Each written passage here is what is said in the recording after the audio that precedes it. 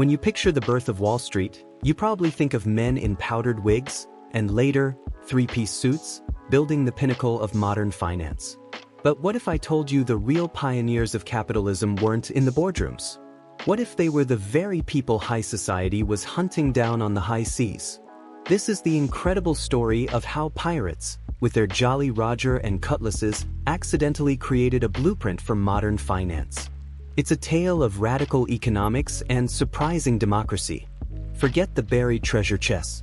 The real treasure pirates left behind was a revolutionary economic model that challenges everything we think we know about the history of capitalism. So, what can today's entrepreneurs learn from this hidden history? The answers might just change how you see finance forever. Section 1. The Old World, the problem to be solved. To really get the genius behind pirate economics, you have to understand the world they were so desperate to escape. In the 17th and 18th centuries, life for a regular sailor was just brutal. Imagine being crammed into filthy quarters, battling disease, and living off stale biscuits and salted meat, all while hoping a storm didn't send you to the bottom. You were overworked, underpaid, and completely at the mercy of a tyrannical captain. Meanwhile, giant joint stock companies, think of the East India Company, were making their investors ridiculously wealthy. But the men actually risking their lives to haul the cargo? They saw almost none of that wealth. And it wasn't just about the low pay. It was a system built on exploitation. Sailors were often cheated out of their wages, forced into service, and thrown aside if they were injured. There was no safety net, no retirement plan, and definitely no stock options. You were basically a cog in a machine designed to make a handful of owners in London or Amsterdam rich. So turning to piracy wasn't just about breaking the law. It was an escape from an economic system that gave them nothing. In a way, it was a revolution. Pirates didn't just reject the king's law, they rejected his whole economic model and decided to build their own. Section 2. The Pirate Solution, a new economic model. So what did they build?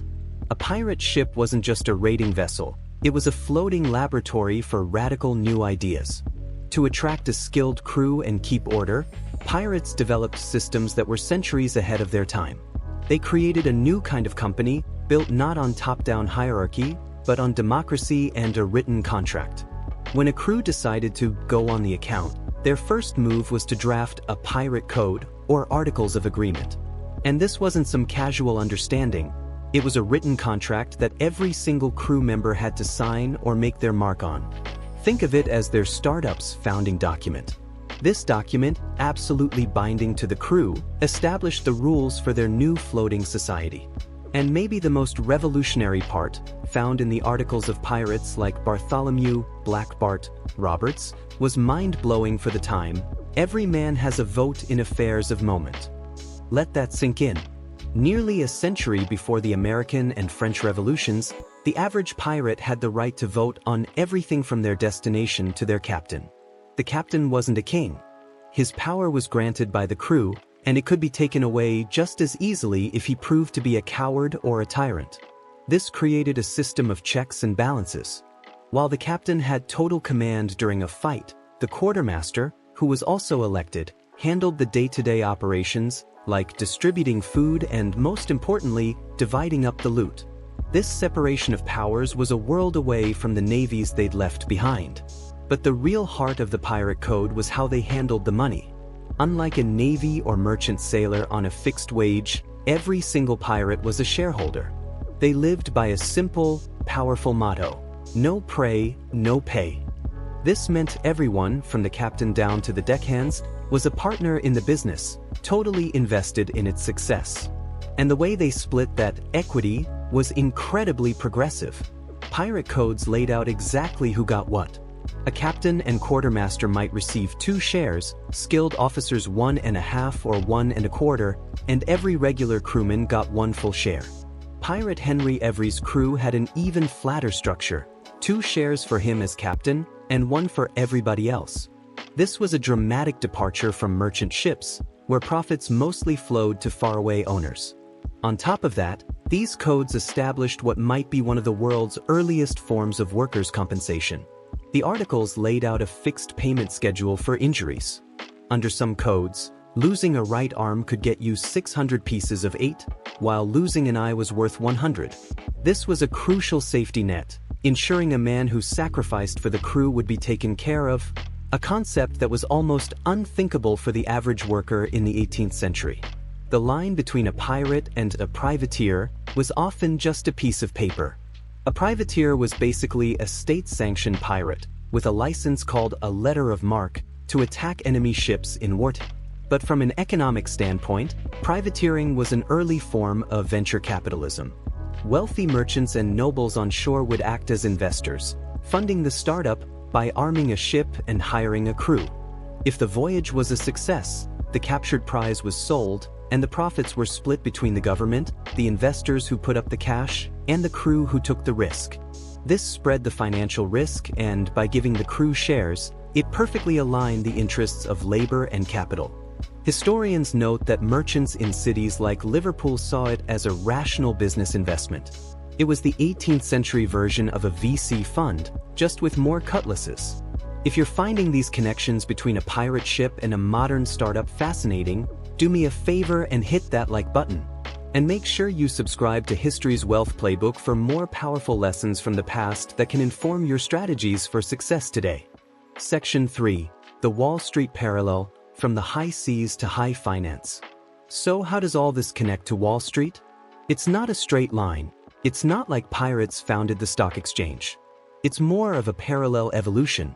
The problems pirates were solving on their ships, managing risk, pooling capital, and incentivizing a team, were the exact same problems merchants and brokers were tackling back on land. The pirates, out of pure necessity, just got there first. Take the birthplace of modern insurance, Lloyd's of London. It didn't start in some grand hall. It started in Edward Lloyd's coffee house in the late 17th century. It was a popular spot for sailors, merchants, and ship owners. A merchant who needed to insure his cargo against perils like storms or pirates could find investors willing to underwrite that risk for a premium. Sound familiar? It's the same principle of pooling risk that pirates used. This coffeehouse chatter led directly to the formation of Lloyd's, the most famous insurance market in the world. Meanwhile, the New York Stock Exchange was born in a very similar, bottom-up way. In the late 18th century, securities trading in New York was total chaos, taking place in various offices and coffee houses. After a massive financial panic in 1792, a group of 24 brokers decided they needed to bring some order to the madness. On May 17, 1792, they gathered, as legend has it, under a buttonwood tree and signed a simple, two-sentence document, the Buttonwood Agreement. That agreement basically said two things. First, they'd only trade with each other, creating a trusted network. Second, they'd set a minimum commission rate. In a way, this was their version of a pirate code. It was a written agreement that set the rules for their venture. This simple pact built the trust that became the foundation of the New York Stock Exchange. The pirate ship was a closed system built on a code. The NYSE started as a closed system built on an agreement. Both were designed to create order and profit from chaos. Conclusion.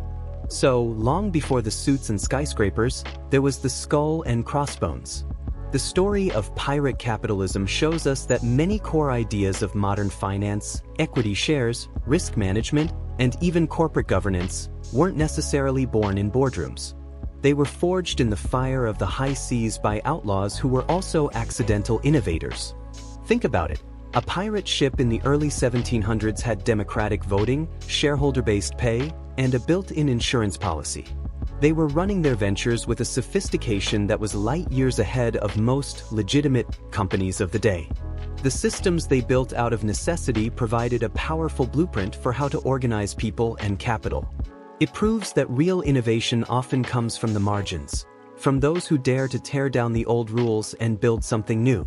Perhaps the greatest lesson from pirate capitalism is that the line between a pirate and a pioneer is sometimes just a matter of perspective and a government charter. Next time on History's Wealth Playbook, we'll uncover how ancient empires used secret financial strategies to build lasting legacies. Don't forget to like, subscribe, and share this with someone who loves history and wealth.